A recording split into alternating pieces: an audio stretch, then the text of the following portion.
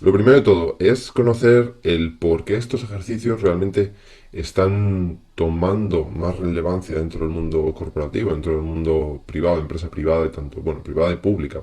La cuestión es que este tipo de ejercicios se han venido realizando desde hace ya mucho tiempo, muchos años, en el ámbito militar. De hecho, es su origen, como ya comentamos al inicio. Pero esto se está trasladando cada vez más al entorno, sobre todo privado, es decir, lo que serían las grandes empresas y medianas empresas. El por qué es importante realizarlo ya lo hemos comentado anteriormente, básicamente porque permite entrenar al equipo de seguridad, pero la cuestión es que las entidades se están dando cuenta, entre otras cosas, de la situación actual, que es que ninguna empresa está libre de riesgo hoy en día. Es decir, no sirve actualmente con hacer solo auditorías o test de intrusión. ¿Por qué? Porque ese tipo de auditorías o test de intrusión solo podemos realizarlo sobre determinados activos, no podemos realizarlo sobre toda la organización. Y esto es un problema porque los ataques dirigidos realmente no siguen reglas, como sí que ocurre en la auditoría del test de intrusión. Entonces es necesario cambiar esa mentalidad, cambiar un poco ese chip y dotar a los auditores de una capacidad mucho más amplia de actuación que realmente les permita crear ataques. ¿Por qué? Porque ninguna organización está libre de riesgos. Es decir, actualmente vemos miles de ataques, Swift, Dropbox, LinkedIn. Recientemente ha salido una noticia sobre que han exfiltrado usuarios en Facebook y podrían haberse comprometido más de 50 millones de usuarios, lo cual es muchísimos usuarios, ¿vale? Entonces, realmente, tanto las grandes empresas como las pequeñas empresas pueden ser víctimas de un ataque dirigido hoy en día. Es decir, es muy fácil crear un ataque dirigido a día de hoy, porque son muchos los vectores que tenemos y son muy pocos los vectores que las organizaciones comprueban. ¿Vale? De ahí que cada vez sea necesario probar más y más tipos de ataques, ¿vale? Y con mayor libertad. ¿Por qué? Porque las empresas desconocen esos vectores. Es decir, muchas veces las organizaciones piensan que la única forma de atacarles es a través del perímetro o a través de las redes Wi-Fi. Pero luego realmente, si miramos los ataques dirigidos, veremos que la mayoría de ataques dirigidos van a utilizar ingeniería social, por ejemplo, van a utilizar el uso de phishing, de dispositivos USB maliciosos, etcétera. ¿Y qué ocurre? Que las organizaciones hoy en día no están comprobando ese tipo de vulnerabilidades. Por lo tanto, están en riesgo, ¿vale? Por otro lado, y esto lo hemos comentado anteriormente, una de las problemáticas a las que se están enfrentando más importantes es que las organizaciones, yo por ejemplo conozco grandes organizaciones con las que pues he tenido que tratar, ¿vale? Por el ámbito profesional, que muchas veces decían, oye, pero a mí no me han atacado nunca y llevo 15 años con sistemas de seguridad. Entonces tú, a ver, no sabes si te han atacado o no te han atacado, lo que sabes es que no lo has detectado, eso seguro. ¿Qué ocurre? Que claro, un equipo de seguridad que nunca ha visto cómo es un ataque dirigido, muchas veces no tiene forma de decir, oye, pues sí estoy detectando o no estoy detectando algo, ¿vale? De ahí la importancia de cambiar también un poco el chip y decir, vamos a simular ataques dirigidos y vamos a entrenar al equipo de seguridad para que realmente tenga esa capacidad de detectar ese tipo de acciones. Estén identificadas o no estén identificadas como una vulnerabilidad conocida, porque muchas veces se pueden detectar en base al comportamiento de, oye, de esta red estamos saltando a esta, se está utilizando un administrador del dominio, o se están haciendo determinadas acciones que no deberían realizarse, ¿vale? Y luego, y esto digamos va un poco en relación al anterior, las organizaciones desconocen también no solo, digamos, los problemas que pueden tener para detectar un ataque, sino, y quizás más importante, nunca han probado su capacidad para hacer frente a un ataque dirigido. Es decir, cuando una organización detecta un ataque, se activan una serie de procedimientos, o deberían activarse una serie de procedimientos, para actuar rápido, cortar el ataque y minimizar el riesgo. Esto es algo que muchas organizaciones tienen definido, pero siempre tienen definido a nivel teórico. ¿Por qué? Porque nunca lo han probado. Y por experiencia lo que ocurre es que las organizaciones van como pollos sin cabeza. Es decir, cuando realmente ocurre un ataque la primera vez, la gente no habla con quien debe hablar, no hay una comunicación correcta, no hay unos procedimientos correctos y todo esto provoca que el ataque dirigido cause muchos más estragos de los que podría haber causado si la respuesta al incidente es correcta. ¿Vale? De ahí también la necesidad de simular un ataque dirigido. ¿Por qué? Porque si tenemos esto en cuenta, lo que nos damos, o sea, lo que nos viene a la cabeza, y es la realidad, es que las organizaciones no están protegidas a día de hoy frente a ningún tipo de ataque dirigido, ¿vale? Y es el motivo por el que se están comenzando a realizar este tipo de ejercicios de Red Team. Porque hasta ahora lo que está haciendo la organización es intentar solventar problemas o vulnerabilidades en ámbitos muy concretos, pero eso no significa que esté deteniendo al enemigo. Eso lo que significa es que sobre los activos que él cree más importantes, está bastionando, se está poniendo medidas de seguridad. pero si no tienes una visión global de toda la organización, no sabes realmente dónde tienes que poner los esfuerzos para securizar tu organización, ¿vale? De ahí el motivo de realizar ejercicios de Red Team. Como hemos comentado, un ejercicio Red Team consiste en una simulación real de un ataque dirigido. Es decir, todo se va a hacer con un enfoque real. Se va a ocultar el rastro. Se va a utilizar software que no se ha detectado por antivirus. Se van a realizar acciones manuales. Se pueden identificar 0 days. Se pueden crear vectores de ataque combinados. Se puede hacer exactamente lo mismo que haría un atacante real, ¿vale? Para ello, pueden estar dentro del alcance diferentes, digamos, vectores dentro del ámbito digital, ámbito físico y ámbito humano, o lo que sería, pues bueno, concienciación de los empleados. Para poder crear vectores de ataques realistas, lo que se hace es combinar en la medida de lo posible, ¿vale? Hay organizaciones que solo quieren realizar, por ejemplo, ejercicios Red Team a nivel digital, no hay ningún problema.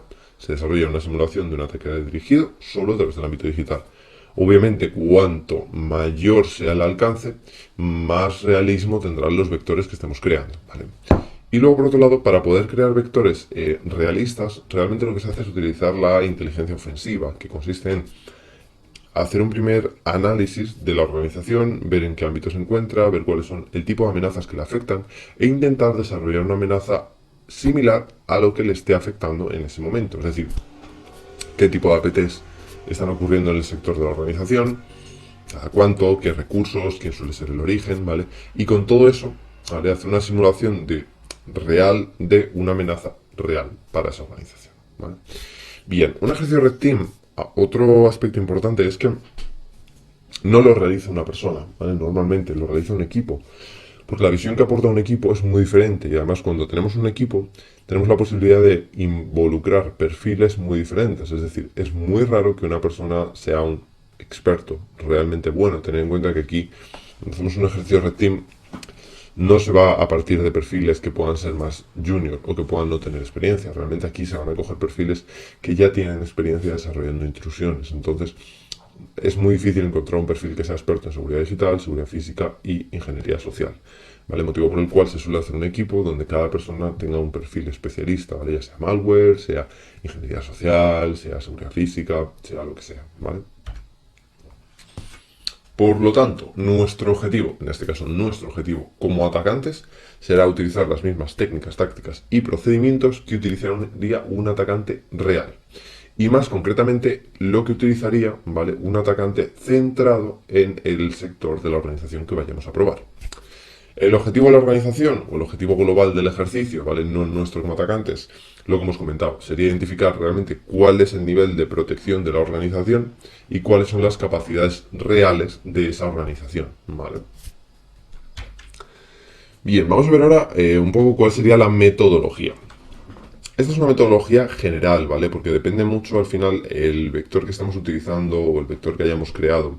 Esta metodología puede cambiar un poco, pero digamos que lo normal es seguir esta aproximación, que sería definición y planificación, ¿vale? En esta primera fase lo que vamos a hacer es, en base a los escenarios o los ámbitos que estén permitidos, plantear y planificar los escenarios. Por ejemplo, decir, oye, vamos a probar primero phishing y Wi-Fi porque, digamos, tiene más probabilidad y la información que vamos a sacar de ahí podríamos reutilizarla para el perímetro. ¿Vale? Es decir, lo primero sería planificar cuáles van a ser los vectores y cómo van a ser ejecutados, porque pueden ser ejecutados tanto de manera secuencial como de forma paralela. Luego, una vez tenemos ya planificado, empezaría el reconocimiento externo, que consiste en comenzar a analizar la organización en los diferentes ámbitos que estén permitidos. Por ejemplo, a nivel de perímetro, consistiría en enumerar o identificar todos los activos expuestos en Internet, ¿vale? Para posteriormente, una vez ya estén todos identificados y ya tengamos claro cuál es el alcance de las pruebas, pasar al punto siguiente, que sería el compromiso inicial, ¿vale? En ese momento, cuando ya tenemos toda esa información, lo que vamos a hacer es ir, digamos, priorizando los activos o las aplicaciones web o los sistemas que consideremos más relevantes o más vulnerables y vamos a buscar un compromiso inicial, es decir, un vector que nos permita comprometer un primer equipo que ya nos sirva para acceder a la organización. Cuando comprometemos ese primer equipo, lo que debemos hacer es un análisis inicial del equipo y luego ya pasar a la siguiente fase, que sería el acceso interno, que es cómo desde ese equipo puedo llegar a tener visibilidad o ver equipos de la red interna.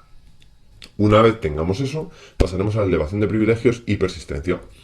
que aquí, dependiendo de cómo sea el ejercicio, se puede dar primero una o se puede dar primero otra acción. En cualquier caso, una vez tengamos visibilidad sobre la red interna, lo que vamos a buscar es lograr unos privilegios elevados en la red interna, ¿vale? Normalmente haciéndonos administradores de los dominios internos que haya.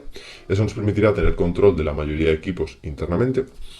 Y posteriormente, o antes, deberemos desplegar persistencia, que consiste en configurar determinados equipos a nivel interno para que se conecten a nosotros, ¿vale? De manera reversa, y podamos de esta forma tener diferentes backdoor o diferentes puertas de acceso a la organización sin necesidad de utilizar el vector inicial que hayamos identificado. Esto nos va a permitir que si la organización detecta ese vector inicial, por ejemplo, el compromiso en una aplicación web, si lo cierra, que podamos seguir accediendo por otros equipos que hemos configurado ya internamente. Cuando tenemos todo esto configurado, es decir, ya tenemos tanto un privilegio elevado en la organización como a la vez tenemos persistencia para poder entrar, digamos que ya es el momento de pasar a la siguiente fase, que es el reconocimiento interno y movimiento lateral.